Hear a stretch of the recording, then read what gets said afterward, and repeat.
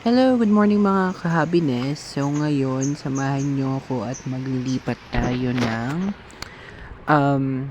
PKBM natin ng mga fry na mabilis na sila naglakihan dito sa ref tab kong to.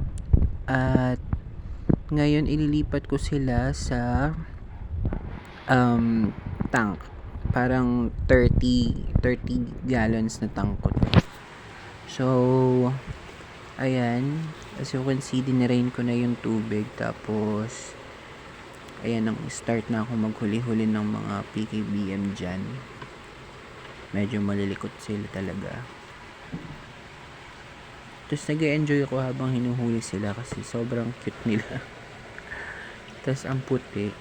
So, ayan.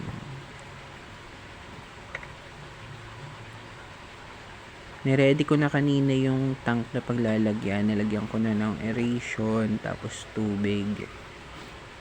Para mas maganda. Para mas madali ko silang makita. Kasi dito sa rep tab, mabilis mag green water.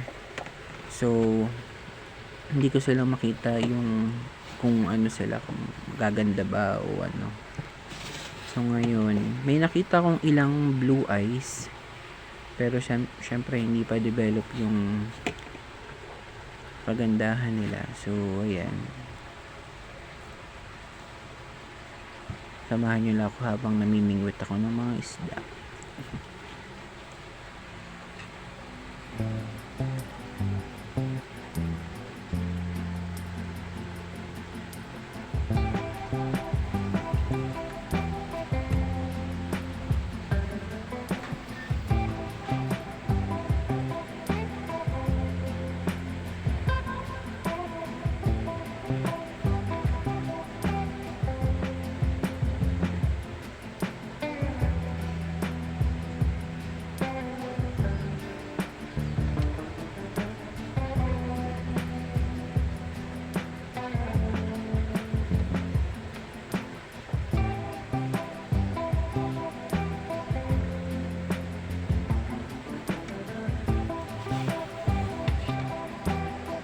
Ayan, minimake sure ko lang na walang natitirang mga PKBM at lahat ay masasama dun sa tank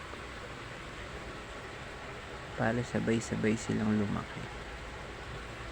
So far, wala naman ako masyadong nakikitang bansot. Lahat naman sila halos pantay-pantay yung laki. So wala naman siguro naaagawan ng pagkain. So ayan.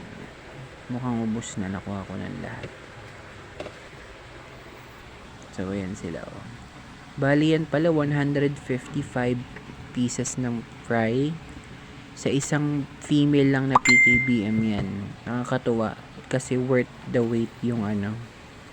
Kasi bago manganak yung female na yun, 6 months. So ayan na sila.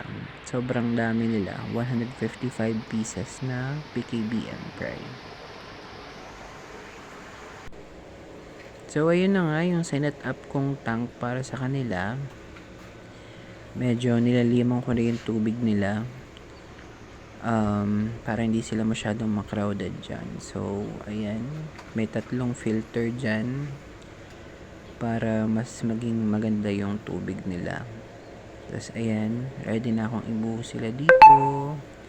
So, ayan na. Nalagyan na natin maya-maya. Bali 30 gallons tong paglalagyan ko sa kanila.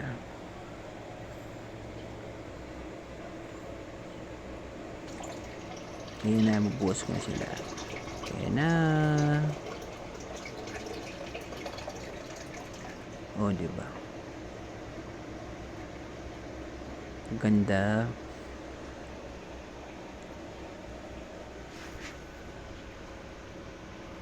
Ayan, diba?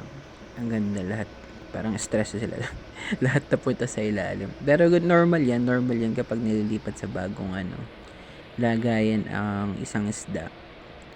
Medyo naninibago sila. So, ayun. Syempre, mga magtatago-tago pa yan. O, ayan.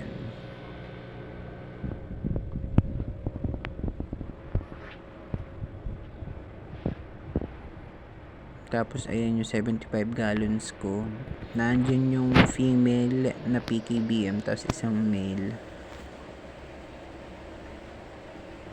Tapos, ayun. Hinahayaan ko lang sila magparami dun. Ayan, zoom natin para makita sila lalo. Ayan. Ang dami nila nakakatuwa. Lalo na pag naglakihan to, sobrang nakakatuwa silang tignan.